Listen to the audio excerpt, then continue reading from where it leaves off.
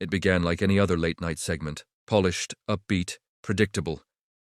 Harrison Ford walked onto the stage of Jimmy Kimmel Live, with a signature smirk, the crowd erupting with applause for the iconic actor. Jimmy welcomed him with a grin, shaking his hand before launching into a string of light-hearted questions about Harrison's upcoming movie. The audience laughed as Harrison gave his usual dry, sarcastic responses, but beneath the surface, something seemed off. Ford looked a bit irritated, not his usual gruff but playful self. When Jimmy joked about Harrison being Hollywood's crankiest legend, the actor forced a chuckle, but didn't respond. "Still flying your own planes, or are the trees too scared now?" Jimmy jabbed. That was the moment the smile disappeared from Ford's face. The audience laughed nervously, unsure if it was all part of the bit or if something real had just been triggered in the seasoned star. Jimmy, perhaps misreading the mood, doubled down with another jab. "You know, for a guy who played Indiana Jones, you sure hate adventure interviews." Harrison raised an eyebrow and leaned back in his chair. "You done?" he said calmly. Jimmy blinked, the tone shift catching him off guard. "It's just fun, Harrison. You're a legend. It's all love here." But the look on Ford's face didn't soften. "I came here to talk about my work," he said. "Not get poked. Like I'm in some comedy zoo." The crowd went quiet, unsure whether to laugh or stay silent. Jimmy tried to redirect, chuckling awkwardly. Okay, let's dial it back. So in this new movie, you crash another spaceship or just your own reputation?" Harrison shook his head, clearly done with the banter. "You know what, Jimmy? Maybe it's time someone said it. You hide behind jokes because you're afraid of having a real conversation." The studio froze. Jimmy, trying to regain control, leaned forward with a strained smile. "I think we're having a real conversation right now," he said. "The ratings are loving it." That line seemed to light a fire in Ford. "Is that what matters to you? Ratings?" he snapped. "You don't care what you ask or how you treat people as long as the numbers go up." The host shrugged uncomfortably. "It's showbiz, man." Harrison leaned in, voice low and sharp. "No, it's disrespect." Gasps rippled through the audience. Jimmy raised his hands like he was defusing a bomb, but the damage had already been done. Ford sat up straight, his voice rising. "You know what? I've been doing this for 50 years. I've dealt with journalists, interviewers, and late-night clowns, but I've never felt more insulted than tonight." Jimmy tried to interject, but Harrison cut him off. "Don't talk, just listen." The studio was silent, even the crew stopped moving. Ford continued, his voice calm but full of fire. "I've flown through storms, done my own stunts, survived Hollywood egos, and this circus is what it's become? Mock a man's past to get a laugh?" Jimmy, now visibly flustered, stammered, "It's not like that, I swear." But Ford wasn't buying it. "You brought me here not to share anything, but to make me the punchline of your lazy one-liners." The crowd didn't know how to react. This wasn't entertainment anymore. It was a verbal showdown. "You know what your problem is, Jimmy?" Ford asked, standing up slowly. "You forgot that we're not props. We're not here for your viral clips or your fake laughs." Jimmy stood as well, trying to stay composed. "Harrison, please, let's take a breath." But the actor was already walking toward the edge of the set, the fire in his steps matching the storm in his tone. "I'm breathing just fine," he muttered. With the audience watching in stunned silence, Harrison Ford turned back one last time before leaving. "Maybe try inviting people to talk, not to be ridiculed," he said. "You might find your show has more to offer than memes." Then, without another word, he walked off stage. A camera tried to follow him, but a crew member stepped in and cut the feed. Jimmy stood there, stunned, before awkwardly turning back to the camera. "Well, that happened," he muttered with a tight smile, forcing a laugh that didn't land.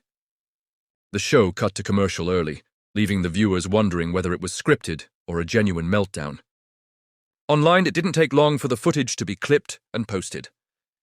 Within minutes, Harrison Ford, Kimmel fight, and storms off set were trending globally. Audiences replayed the moment again and again, dissecting every word, every expression. Late night had just gotten real, and nobody was ready for it. The backlash came fast and hard. Viewers were split. Some sided with Jimmy, saying Ford had overreacted and was too old to take a joke. Others fiercely defended Harrison, calling him a living legend who deserves more than cheap comedy shots. Former guests of the year. Show began posting cryptic tweets, hinting that Ford wasn't the first to feel uncomfortable during interviews. One tweet read, "Jimmy Kimmel's set is fun, until it's not." Media outlets ran with the story for days, framing it as everything, from a generational clash to Hollywood ego warfare. Jimmy's team released a brief statement. "We regret the tension during our recent episode. We have the utmost respect for Mr. Ford." Ford's publicist declined to comment. The silence spoke volumes. Speculation exploded. Was this personal? Was there bad blood? Or had Ford just finally had enough of the media's games? Regardless, one thing was certain. This wasn't just another viral clip. It was a reckoning.